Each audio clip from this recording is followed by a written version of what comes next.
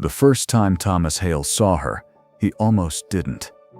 That was the part he kept coming back to, years later, turning it over the way you turn a stone in your hand and find something unexpected on the underside. He had come down to the creek at the base of the Aldrich property the same way he came every Tuesday, with the 2 water barrels lashed to the mule, and the particular preoccupation of a man who has been told the near pasture tank is running low, and would he please see to it before supper. It was April of 1882, and the Arizona Territory in April was a complicated and contradictory place, cold at night still, but warm by noon, with the cottonwoods along the creek sending out their first tentative green and the red dirt banks beginning to smell like something alive again after the long brown silence of winter. She was crouched on the opposite bank with her back to him, gathering something from the base of the willow stand, and she worked with a focused and unhurried economy that made everything she was doing look simple.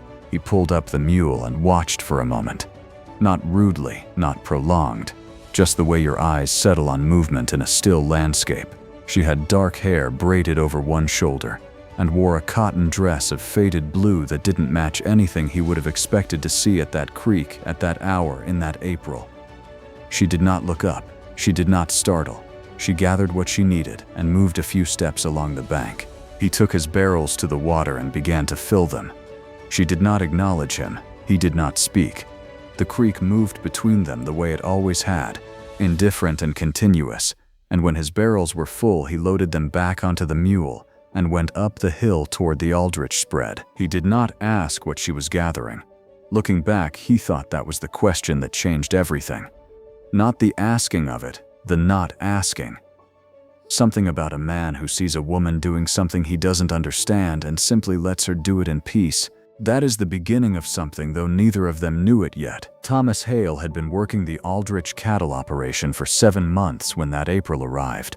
He was 34 years old and had come west from Tennessee at 31, which is old enough to know better and young enough to do it anyway. Before the Aldrich spread, he had worked a ranch outside Tucson, and before that one outside Mesilla, and before that he had come off a Tennessee road with nothing but a saddle and a grief he did not know what to do with. His younger brother Samuel had been killed in the spring of 1879 on a territory road east of Yuma in one of the small and uncelebrated incidents of violence that the newspapers described in 2 lines and the families of the dead carried for the rest of their lives. Thomas had been supposed to be on that road with Samuel.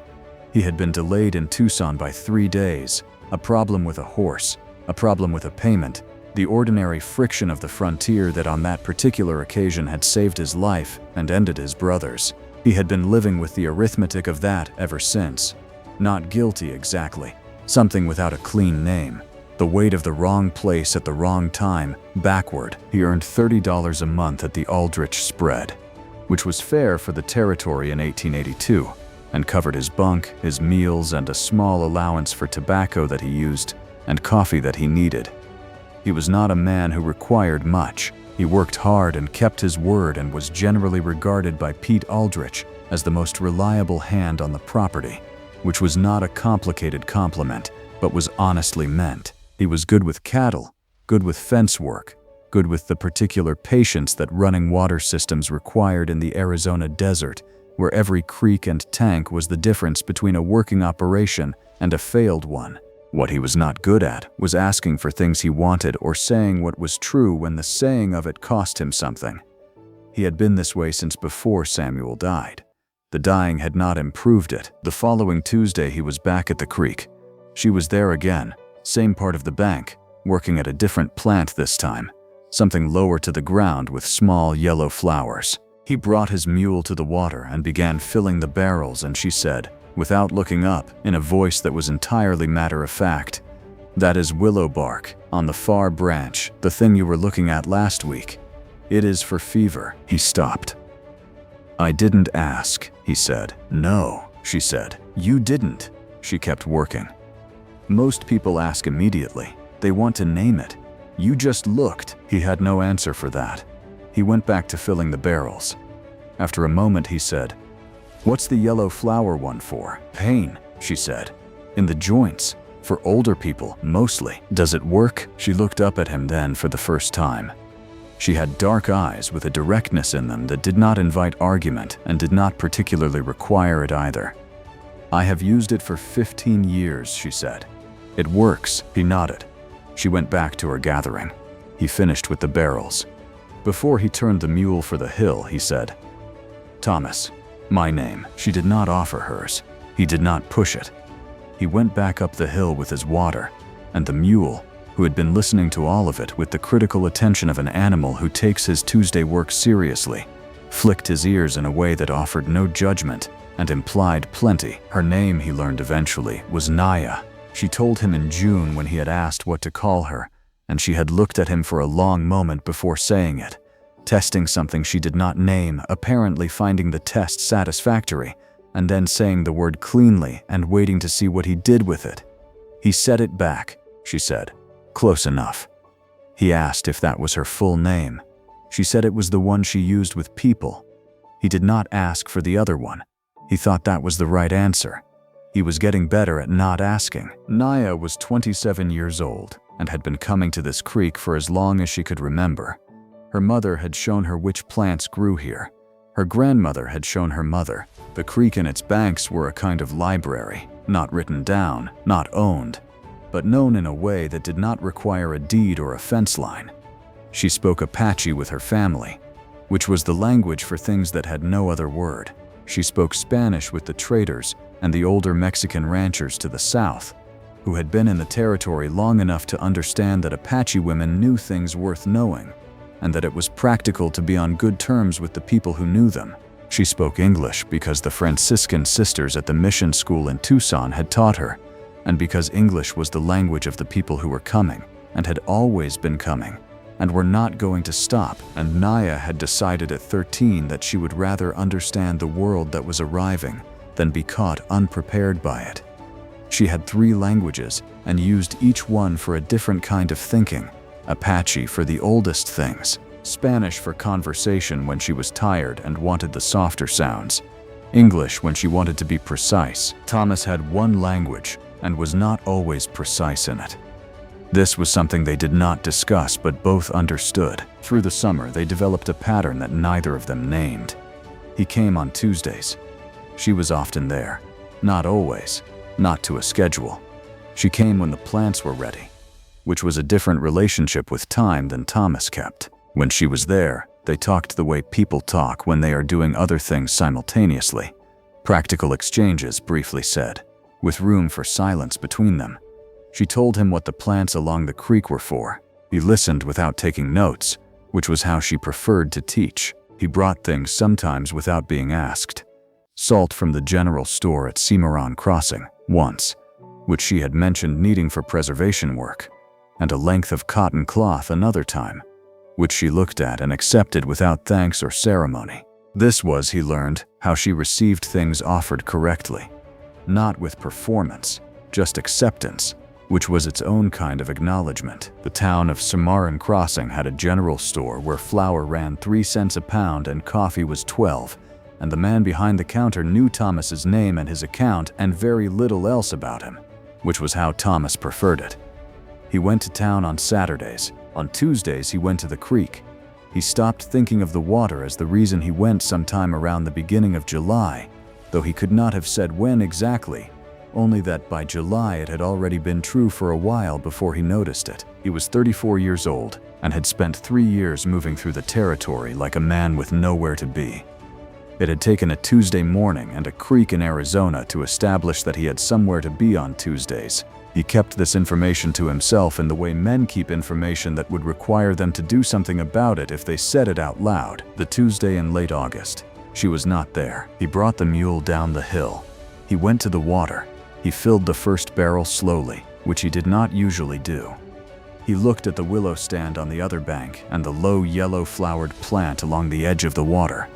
Nothing moved. He finished the first barrel and started the second. He looked up at the cottonwoods shifting in the dry August wind. He finished the second barrel and stood at the water for longer than was practical, in the particular way of a person who has an excuse to be somewhere and is hoping the excuse will extend itself.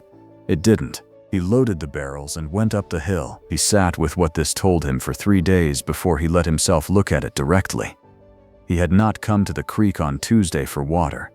He had come because of her. He had been coming for months for exactly that reason, and had wrapped it so neatly in practicality that he had nearly convinced himself it was something else entirely. He was 34 years old, and had not been surprised by himself in years, and he did not particularly enjoy it. And he also could not do anything about it, because there was nothing to do. He had no claim. He had no name for what it was. He had a Tuesday and a creek and the absence of a woman he didn't even know the real name of. He went back to work and did not mention it to anyone and thought about it most of the night, which was not useful but was apparently unavoidable. September came.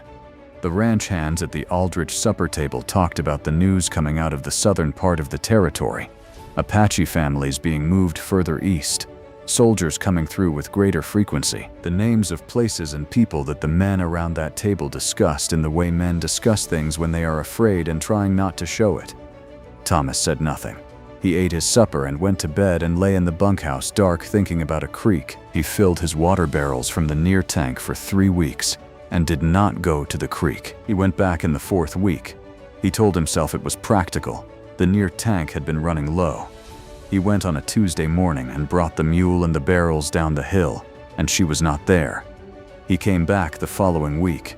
She was not there. The week after that he came without the barrels, which was not practical at all, and stood at the creek for 20 minutes watching the water move and thinking about Samuel, about the wrong road and the wrong time and the way the territory takes things you were not finished with. He thought about the fire you keep tending when you are not sure there is anything left to burn, and whether there comes a point when the tending itself is its own kind of answer. He went home. He went back the following week with the barrels. She was there the 3rd week of October. She was standing on the opposite bank in the slanted autumn light, thinner than she had been in August, with something different in how she held herself. Not broken, but more careful. The way something holds itself when it has been recently tested and is still determining the outcome. He brought the mule to the water and did not say anything about August or September. She did not explain. After a while she said, "My cousin's family was moved further south. I went with them to help with the children. It took longer than I thought to come back." A pause. "The way back was difficult," he said. "I'm glad you made it."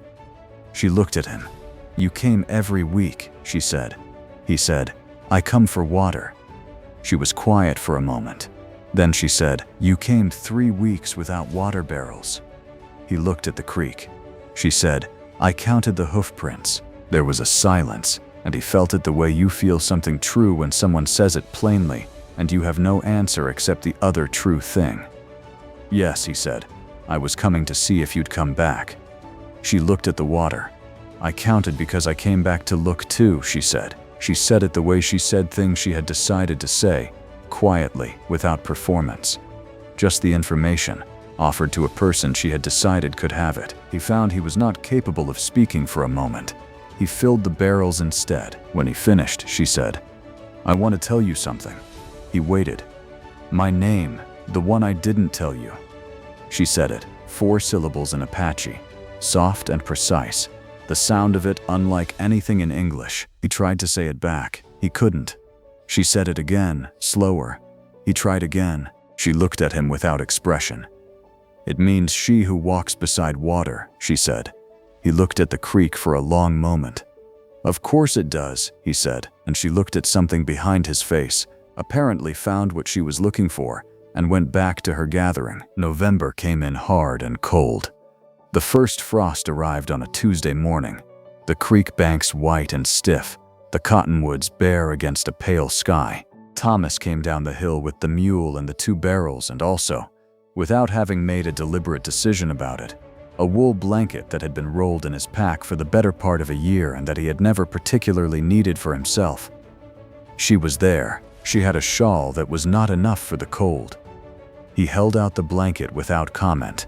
She looked at it. She took it and wrapped it around her shoulders without thanks or ceremony, which was how she received things that were offered correctly, and which he had come to understand was its own language. They worked in the quiet and the cold, and at some point both of them stopped working and sat near the water on the same bank, which had not happened before. Not close, just on the same side, which was different from the 8 months that had come before it. She sat with the blanket around her and watched the creek go past. He sat with his hands between his knees and did the same. The Arizona Territory in November made sounds in the bare branches that had no equivalent anywhere else, and the light came across the flats at an angle that turned everything a particular amber that didn't last long enough. She said, "Tell me about your brother." He looked at her. "I haven't said anything about a brother," he said. "You said his name once," she said. "In August. You were fixing the mule's harness and you said a name under your breath and then stopped." He had not known she heard that. He thought about it for a while. Then he told her about Samuel, the road, the 3 days in Tucson that had saved his life and ended his brother's. He told her about the particular weight of the wrong luck, the survivor's arithmetic, the guilt that doesn't have a clean name because it isn't exactly guilt. It's the knowledge that you are here and someone else is not, and there is no logic to apply to that, and the logic keeps getting applied anyway. She listened without offering him anything to fix it. No absolution, no redirection, just the listening, which was exactly what he needed and had not known to ask for. When he finished, she was quiet for a moment. Then she said, "You stay alive by accident sometimes." He said, "Yes." She said, "So do I." He looked at her. She was looking at the creek. "My family has been in this territory for generations," she said. "The ground here knows our names, and every year there is less ground that knows them." She was not asking for anything. She was not performing grief. She was saying what was true, the way she always said true things, directly, without dressing them up in anything, just the fact of them laid between the two of them for him to look at. He said, "I know," she said. "The soldiers come through more now. The agency boundary moves. I don't know how many more times I can come back to this creek." The water went past. The cold air sat on the back of his neck. He thought about what he wanted to say and how he was not good at saying it, and did it anyway. "I would like you to not have to wonder about that," he said. She looked at him. He said, "I don't know exactly what I'm saying." She said, "You're saying you'd come with me." He said, "I'm saying I want to." A long pause. "I'll think about it," she said. She stood up, and she folded the blanket with careful, deliberate hands and set it on the stepping stones at the water's edge, not returning it, leaving it on the bank, which was its own kind of sentence, and she crossed the creek on those stones. She had always stayed on her side of the water. He had never seen her cross before. She went toward the tree line, and she did not look back. He sat at the creek for a while longer. He thought about what it meant that she had crossed to his side. He thought about Samuel. He thought about the wrong road and the wrong time and the way the territory takes things, and the way it gives things too sometimes, in the spaces it leaves behind. He went home with his water and the blanket she had left him. He was back at the creek in April of 1883, the spring mud soft at the banks, the cottonwoods putting out their first small leaves, the water running full from the snowmelt in the high ground to the north. He came down the hill with the mule and the barrels. She was there, not on the other bank, on his side, crouched at the base of the willow stand, gathering the silver-green plants she had always gathered, as if this side of the creek had always been hers too. She did not look up when he arrived. He brought the mule to the water and began to fill the barrels. The creek ran past, and they worked in the April morning the way they had always worked, each at their own task, together in the way of people who have found a rhythm that does not require explanation or announcement. He never did learn what the silver-green plant was called. He never needed to.